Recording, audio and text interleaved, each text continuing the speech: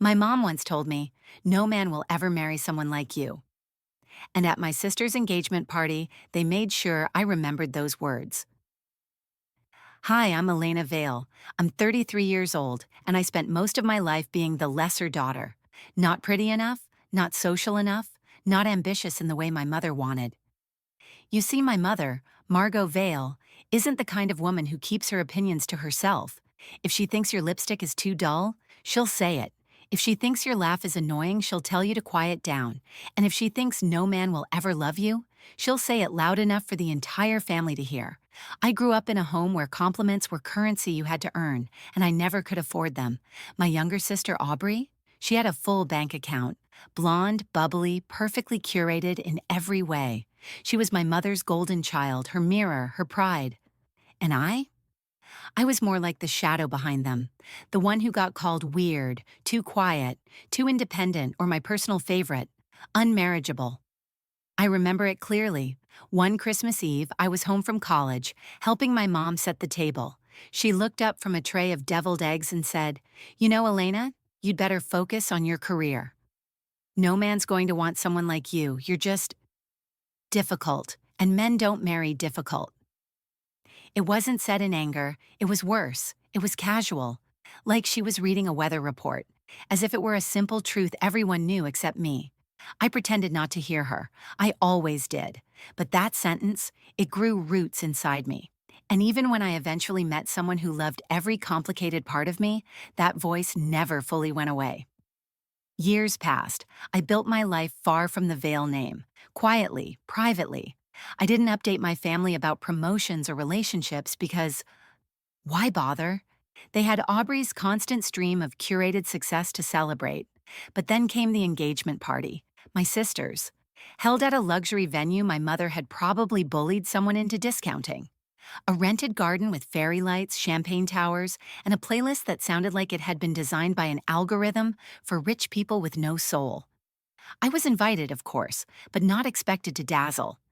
Just show up, blend in, and clap on cue. I almost didn't go, but my husband, yes, husband, convinced me. Nathan. Calm, brilliant, private. The kind of man who doesn't just succeed quietly, he dominates without needing applause. We'd gotten married 6 months prior, in a small ceremony with no family invited. Not because we didn't want them there, but because we knew exactly what kind of comments would have been made. And that day was supposed to be sacred. So we walked into Aubrey's engagement party as a couple. I wore a pale blue dress and my engagement ring, a simple, elegant, oval-cut diamond. Not flashy, not big, but it meant the world to me. It was the first time I'd worn it in front of my mother, and I should have known what would happen the moment her eyes locked on it. She glanced at my hand, then smirked and leaned toward Aubrey. I caught the whisper, but pretended not to. "Did she get that from Etsy?" my mother asked. Aubrey stifled a giggle. "Looks like it came out of a cereal box." The people around them laughed, loud enough for me to hear, loud enough to burn. I said nothing. I smiled politely, the kind of smile women wear when they're bleeding internally but don't want to stain the carpet. And I looked at Nathan, standing across the garden. He was in a navy suit, sipping champagne, observing. Always calm, always calculating. He met my eyes, and I knew he'd heard it too. What they didn't know, what none of them had any clue about, was that the man they just mocked by mocking me was no ordinary man. And in less than 10 minutes, they were going to learn the truth. The kind of truth that doesn't just shut down the laughter, it owns the room. I was born into a family where love had strings attached and approval came in layers of sarcasm. If you didn't fit the mold, you were ignored. If you tried to stand out, you were mocked. Growing up, I learned how to disappear in plain sight. My mother didn't raise daughters, she raised reflections of herself. And only one of us was shiny enough to hold her attention. Aubrey Vale, my younger sister by 4 years, was my mother's pride from the moment she opened her mouth to cry in the delivery room. Blonde curls, perfect teeth, a scream that demanded the world respond. She was everything Margot wanted in a daughter. And me? I was too much in the wrong ways and not enough in all the ways that mattered to them. I liked books instead of boys, solitude instead of socializing. I didn't want to compete for affection, especially not from a woman who used backhanded compliments as conversation. Elena's clever, but it's a shame she never wears makeup. Or, she's responsible, but she really needs to smile more. That face won't find a husband. I moved out at 19. No big goodbye, no dramatic falling out, just silence. I packed my things and disappeared from the Vale household, choosing peace over performance. At the time, I told myself I was just giving them space. Deep down, I knew I was just removing myself from a stage I was never invited to stand on. The silence stretched for years. Phone calls turned into occasional texts. Holidays were skipped. My mother blamed me for distancing myself, while never once acknowledging the Cold War she helped create. And Aubrey? She was too busy living her perfectly filtered life. Career in PR, dating rich boys, posting curated brunch photos, to care. Then I met Nathan. I was 27, working in digital marketing for a startup that was barely holding itself together. Nathan was one of our investors. He walked into the boardroom like a man who knew he didn't need to shout to be heard. He wore dark suits and said less than everyone else, but when he spoke, people listened. We didn't flirt. We didn't date right away. We became co-creators of ideas. We stayed late at the office, talking strategy, growth, branding. I fell in love with the way his mind worked before I ever noticed his smile. And he fell in love with the fact that I didn't fawn over him. He told me once, "You're the only woman I've met who doesn't look at me like I'm the prize, and that makes me want to earn you." We dated quietly, traveled a little, built a business on the side, an e-commerce and real estate hybrid idea we molded from scratch. We spent more time building than broadcasting. No Instagram posts, no shiny updates, just work, laughter, strategy, and love. 3 years in, we got married. A private courthouse wedding. No flowers, no white dress, no family drama.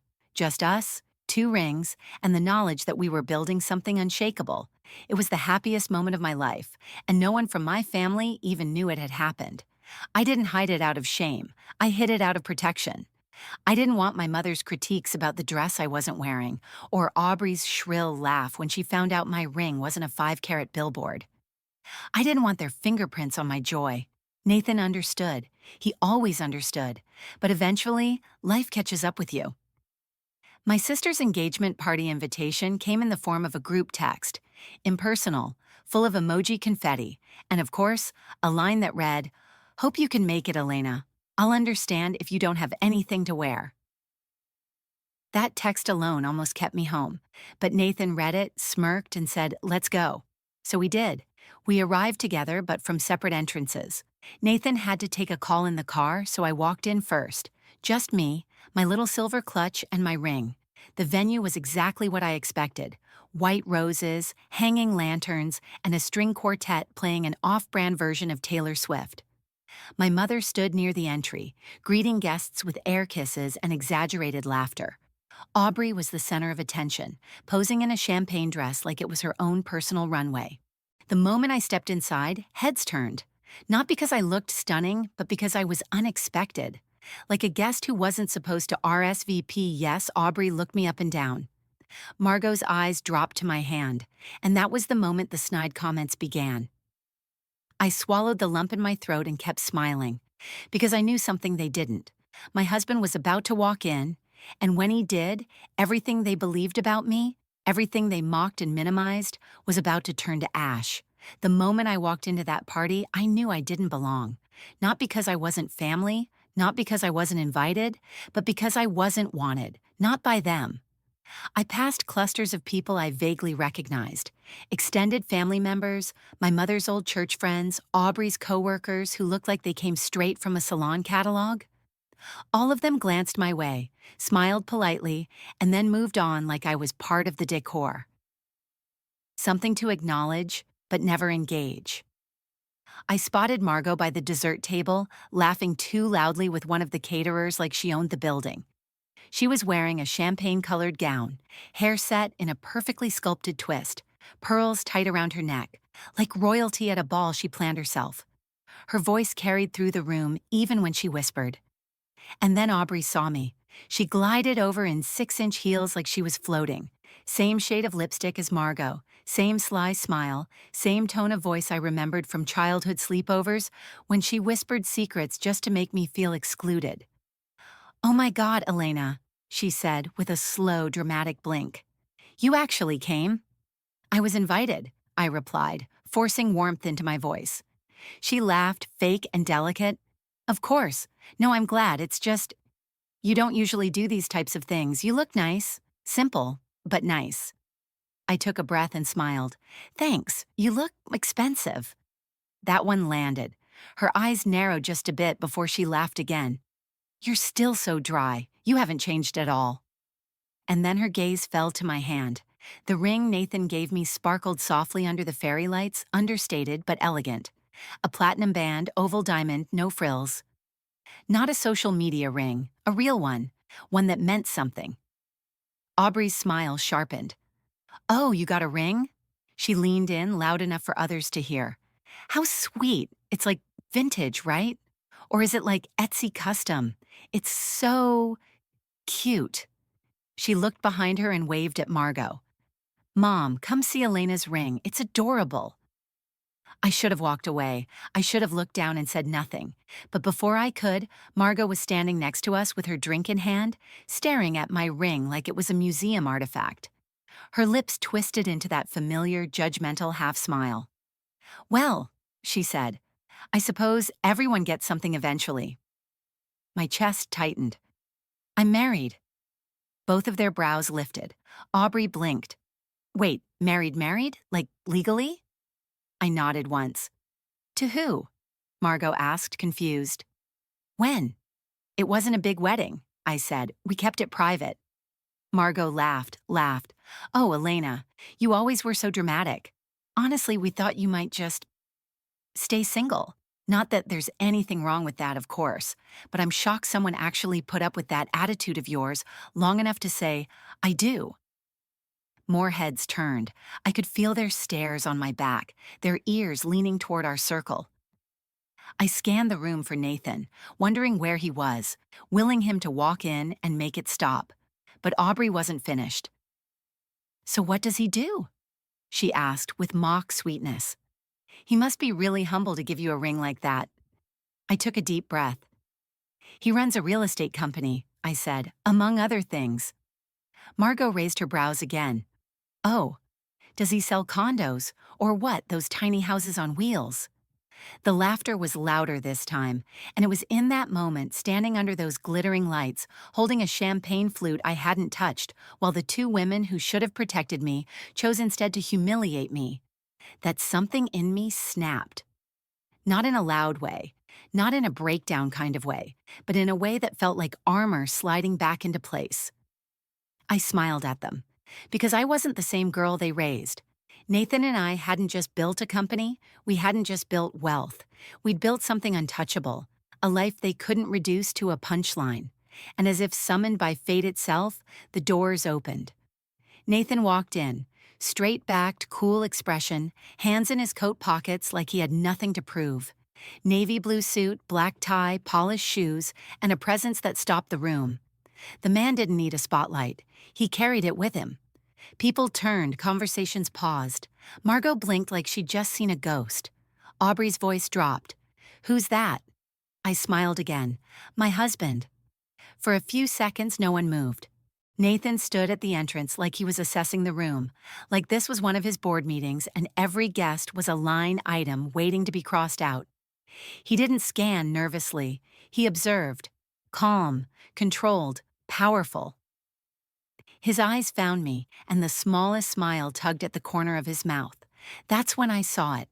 That look he always gave me when he was about to do something impossible and make it look effortless. He didn't walk toward me right away. Instead, he approached the bar, took a glass of champagne, and only then began to make his way through the crowd. Every step was quiet, deliberate. Guests parted like water. I turned to Aubrey and Margot. "That's Nathan," I said. Neither spoke. Aubrey blinked fast, her mouth slightly open. Margot stiffened. They were both trying to do the math. Expensive suit, polished demeanor, a man who didn't glance sideways for approval. This wasn't someone they could mock, and they knew it. Nathan reached me, leaned in, kissed my cheek gently, and whispered just loud enough, "Are we done being polite?" I nodded once. "Do it." He smiled wider and turned to the nearest staff member, who was adjusting the mic for the DJ's playlist. Nathan said something quietly. The young man's eyes widened, but he nodded quickly, stepping back.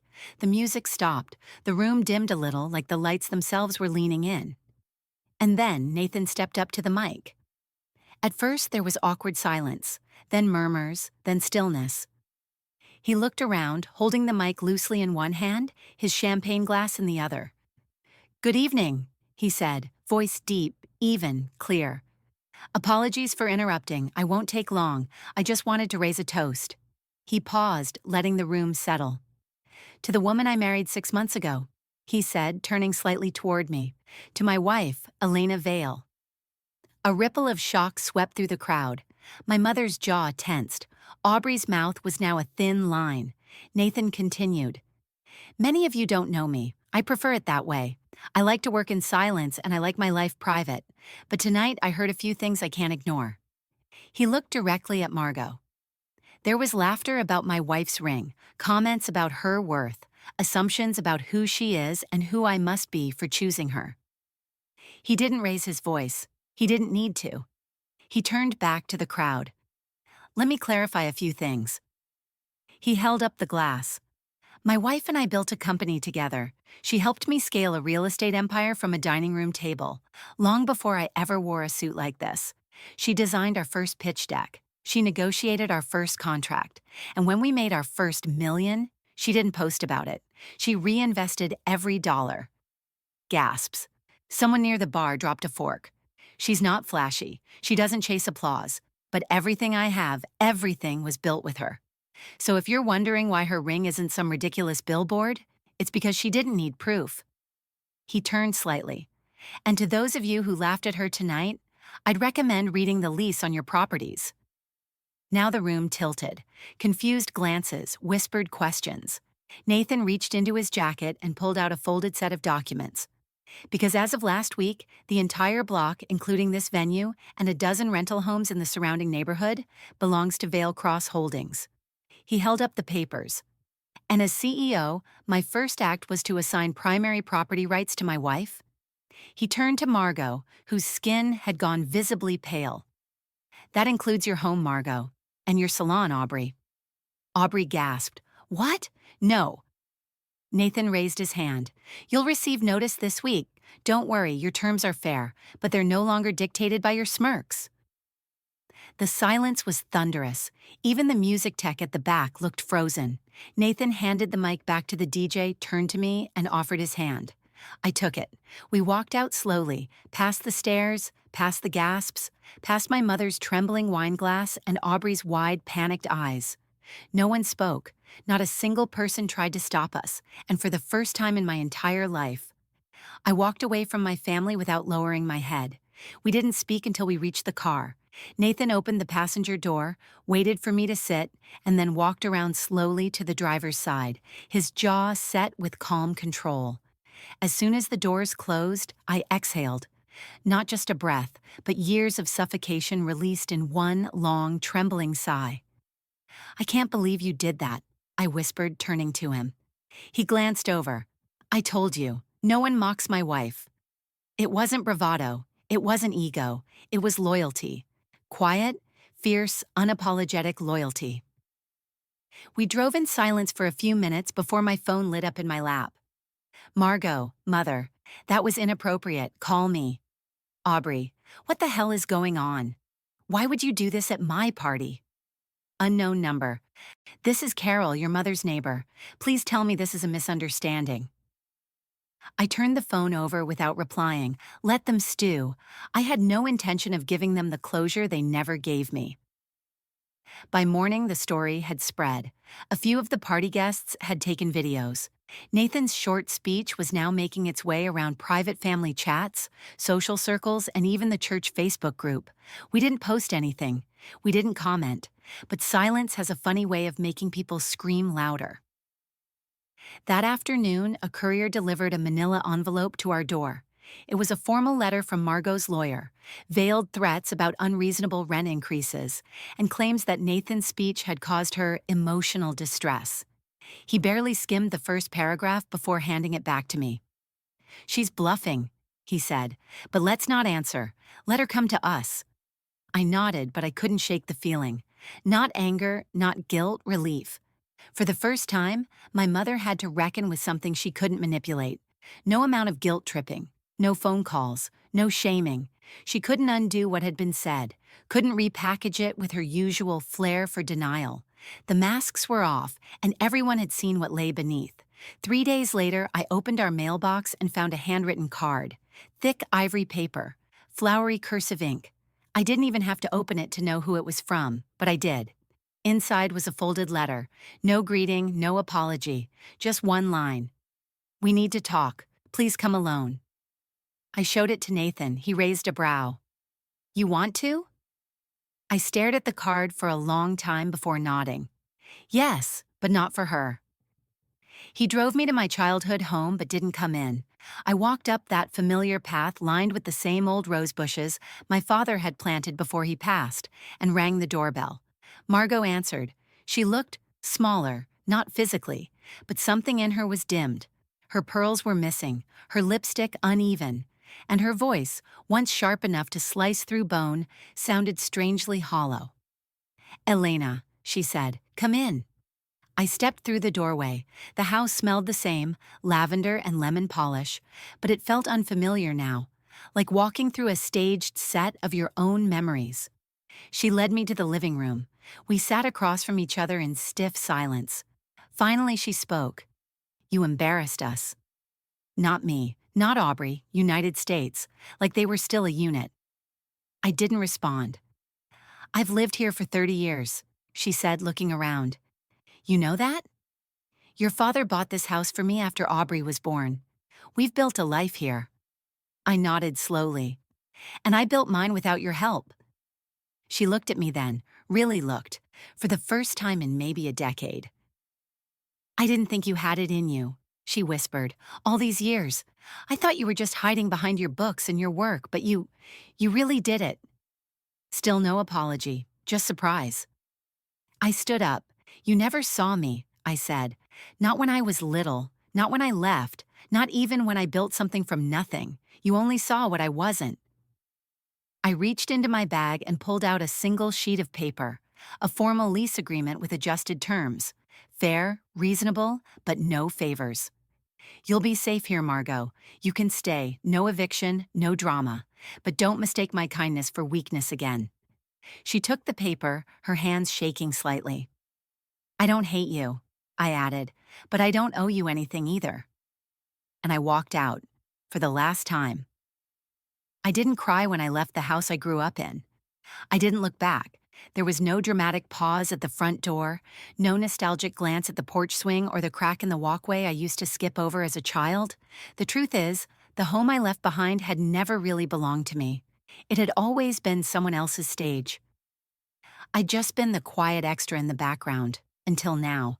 Nathan was waiting in the car as promised. He didn't ask questions, he didn't push. He just took my hand and drove. And that, in the end, is what made all the difference. In the days that followed, I thought I might feel guilt, maybe a lingering ache, maybe regret. But I felt none of it. What I felt was relief, not from revenge, though there was some satisfaction in knowing the people who once laughed at my worth were now cutting rent checks with my name on them. But more than that, I felt the quiet power of being seen. For years, I thought the only way to survive my family was to shrink, to avoid confrontation, to play the role of difficult daughter, weird sister, and social outcast. I didn't realize that choosing silence was never the problem. Choosing their silence over my truth, that's what kept me small. But not anymore. The messages came in waves. From cousins I hadn't spoken to in years. "I saw the video, good for you." From family friends. "I had no idea you were married. He seems amazing." Even from Carol, the nosy neighbor. "So proud of you. Your mom always underestimated you." Not anymore, huh? But my favorite came from someone I least expected. Aubrey. A week later, I received a voice note. She sounded different, softer, maybe even humbled. Hey, I just wanted to say I didn't know. About you, about what you'd built. I guess I've always been kind of a brat about things. Mom never made it easy for either of us. Anyway, I don't know if we'll ever be close again, but I wanted to say congratulations. And I'm sorry. I didn't reply, not out of spite, but because some apologies don't need words, they just need time. And I was finally in a place where I wasn't waiting for validation. My life with Nathan only grew stronger after that night. The business expanded. We opened our third office, we traveled more, we laughed more, and we stopped hiding. He would introduce me to investors as the brains of the operation. I would joke that he was just the pretty face. We built our own home from scratch. Modern, minimal, nothing like the showy, cold spaces my mother always loved. A home with love in the walls, with photos of real memories, not filtered ones. A home that felt earned, honest, whole. Sometimes I still get questions at events, people trying to piece together how the quiet daughter of Margot Vale ended up becoming the silent force behind a booming real estate empire. I don't tell them everything. I don't need to. But I do say this. Every woman reaches a point in her life when she realizes she was never broken, just buried. Buried under expectation, under judgment, under the idea that her worth depended on how others saw her. And once you dig yourself out, once you stand up and speak for yourself, there's no going back. I don't wish harm on my mother, but I no longer wish for her approval either. That's the freedom no inheritance can buy. I gave her a fair lease. I kept her roof over her head. I gave Aubrey space to change or not change, but I gave myself something far more valuable: peace. And every time I walk into one of our properties, every time I sign off on a development plan or approve a design my team worked on for months, I remember the girl who was told, "No man will ever marry someone like you." And I smile, because she wasn't wrong. No man ever did. Instead, a partner chose me, a real one. And we didn't just build a marriage, we built a kingdom, one ring, one home, one empire, all from a woman they never believed in. And that, I've learned, is the sweetest success of all.